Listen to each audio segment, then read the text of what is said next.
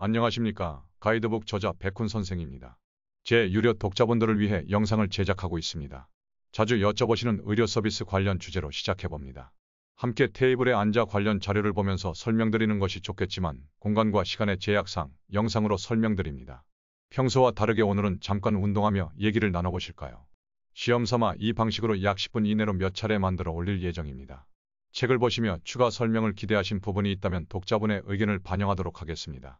먼저 가장 어려워하시는 주제 중 하나인 병원에 대해 설명드리겠습니다.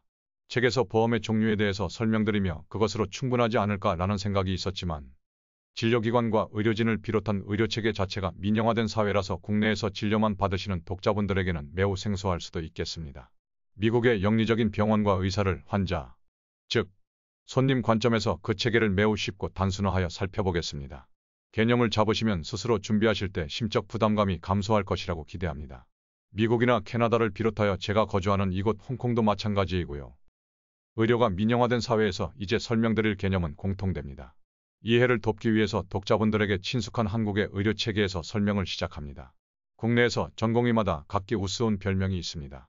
주변에 의사 친구들이나 지인이 있으시다면 전공별 별명을 여쭤보시기 바랍니다. 독자분들께 알려드리고 싶은 전공의 별명 2개는 목수와 보따리 장사꾼입니다. 정형외과 의사를 의사들 사이에서 목수라고 칭하지요. 그들의 세계에서 재미있는 별명입니다. 정형외과 의사, 그리고 외과 의사도 특정 부분 마찬가지이겠습니다만 환자를 찢고 째고 못 받고 또 못 빼내고 꿰매는 직업의 특성 때문에 정형외과 의사를 의료계의 목수라고 칭합니다. 국내에서 개인 병원을 운영하는 정형외과 의사가 자신의 병원에서 직접 수술을 하는 경우가 있습니다만 미국에서는 개인 병원에서 정형외과 의사가 절개하고 봉합하는 수술을 하지 않습니다.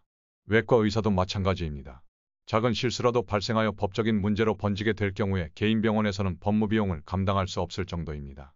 미국 개인 병원에서 정형외과 의사가 간단한 시술이나 주사 정도는 처방하더라도 환자를 수술대에 올려두고 1~2시간 소요되는 수술을 하지는 않습니다.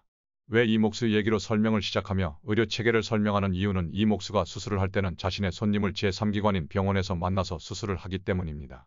병원 입장에서 보면 이 목수는 일종의 파견직과 다름없습니다. 한 개 병원에서 포타임으로 소속된 목수가 아니라 개인 사업자로 자신의 사업장을 두고 의료 서비스라는 영리활동을 평상시에 하는데 간혹 연장을 많이 사용해야 하는 경우에 자신의 손님을 남의 사업장에 가서 영리적인 서비스를 제공하는 것이라고 이해하시면 됩니다.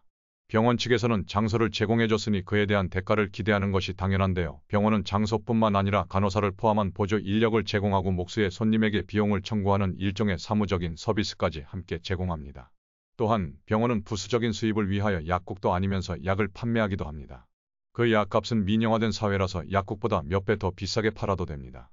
손님이 지불할 의향이 있다면 얼마든 병원 마음대로 약값을 올려서 팔아도 되는 것이 의료민영화된 사회의 영리활동입니다.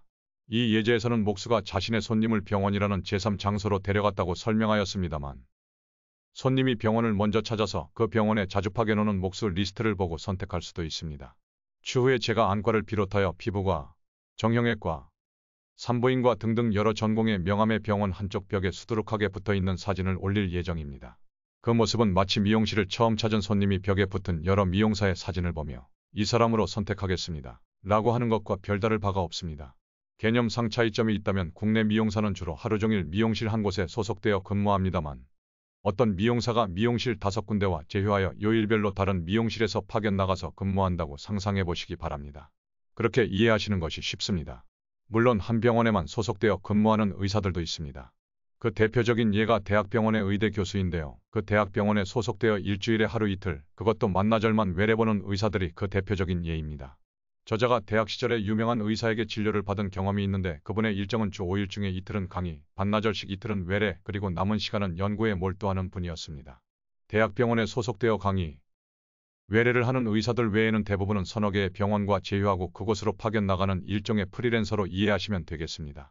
목수라는 별명의 정형외과 의사 외에 이번에는 보따리 장사꾼을 예제로 살펴보실까요? 국내에서 의사들 사이에 보따리 장사꾼은 과연 누구냐? 바로 마취과 의사입니다.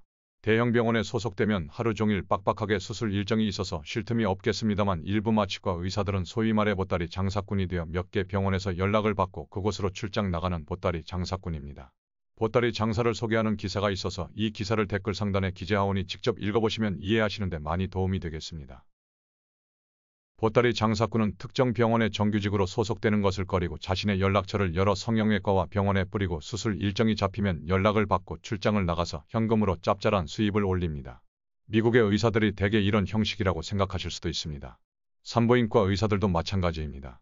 독자본을 비롯하여 간혹 의사 찾는 것을 염려하시는 분들이 계십니다. 출산이 얼마 남지 않아서 새로 담당할 의사를 찾는 것을 염려하시는 것이지요. 의료민영화된 사회에서 인기 많은 의사는 보유 환자가 넘쳐나서 일체 새로운 환자를 받지 않는 의사들도 있습니다. 각각의 의사가 개인 사업자 그리고 프리랜서, 파견직과 같은 특징이 있어서 일하고 싶지 않으면 하지 않을 선택권이 있는 것이죠. 개인적인 일로 바빠서 환자를 안 받을 수도 있는 것이고, 문진만 한두 번 했는데 분만까지는 담당하고 싶지 않을 수도 있는 것이죠. 그렇다고 사람 사는 세상인데 만삭의 임산부를 모두가 하나같이 거절하지는 않지요. 상담하다가 보면 어떤 지역이라고 밝히지는 않겠습니다만 해당 지역의 의료시설이 제한되고 산부인과 의사 수 또한 적어서 새로운 환자를 받는 조건으로 수백만 원에 달하는 뒷돈 성격의 상담료를 요구하는 지역도 있던데 글쎄요. 그건 바람직하지 않다고 봅니다. 가시는 분들은 그런 숨겨진 비용 또한 전체 비용에 합산하여 총 의료비를 비교하셔야겠지요. 북미 주류 사회에서 저렇게 새로운 환자 수수료 형식의 상담료를 요구하지는 않습니다. 로마 갔으면 로마법을 따르라는 말처럼 어딜 가시던 현지 주류 사회 구성원의 방식을 벤치마크할 필요는 있다고 봅니다. 가시는 분들마다 상황이 다르고 생각이 다르니 뭐가 100% 옳다고 주장하지는 않습니다. 각자 알아서들 하시겠죠. 제가 감히 뭐라고 주제넘게 얘기하겠습니까? 저자는 이 세상에 잠시 머물다가 떠날 먼지와 같은 존재에 불과합니다. 이것으로 이번 영상에서 설명드리고 싶었던 의료민영화된 사회의 영리적인 병원과 의사의 업무관계는 설명 끝냅니다. 끝. 이와 별개로 의료민영화와 공공보건에 대해서 장단점의 극히 일부를 언급하고 공공보건의 범위에 대해서 생각할 안주를 드리겠습니다. 제가 거주하는 홍콩은 든든한 공공보건 시스템이 있어 공립병원 진료 비용이 미미합니다. 큰 수술도 금전적이 부담이 없습니다. 대기시간이 길다는 단점이 있지만 무료와 다름없는 수준이기 때문에 환자들이 많습니다. 때문에 질병의 난이도와 무관하게 대체적으로 대기시간이 길어집니다. 사회적 의료보험이 적용되는 범위도 한국보다 더 넓은 부문도 있습니다. 홍콩의 공공보건은 비용 측면에서 한국보다도 더 저렴한 반면에 대기시간은 한국보다 더 깁니다. 요새 국내에서 전공의 집단 파업 때문에 홍콩이 오히려 대기시간도 한국 대비 적고 비용도 한국보다 저렴하겠네요. 지금은 특수한 상황이라 그것을 일반화할 수는 없겠지만요. 아무튼 비용과 대기시간은 불가피한 트레이드오프입니다. 이 특징은 다른 사회도 마찬가지입니다. 한국은 국민건강보험공단의 보험이 주로 국민과 국민의 외국인 배우자, 그 외국인 배우자의 자녀 등등 자국의 국민을 중심으로 공공보건 서비스가 제공이 됩니다만 그 범위가 홍콩은 더 넓습니다. 대표적인 예로 홍콩에서 근무하는 약 40만 명에 달하는 외국인 가사도우미인데요. 이들의 월급에는 100만 원 이하가 대부분입니다. 한국도 시험삼아 외국인 가사도우미 제도를 도입하겠다고 작년, 재작년부터 공론화된 것으로 알고 있습니다. 그런 분들에게 차별 없이 동일한 수준의 공공의료 서비스가 제공이 될지 관심 있게 지켜보고 있습니다.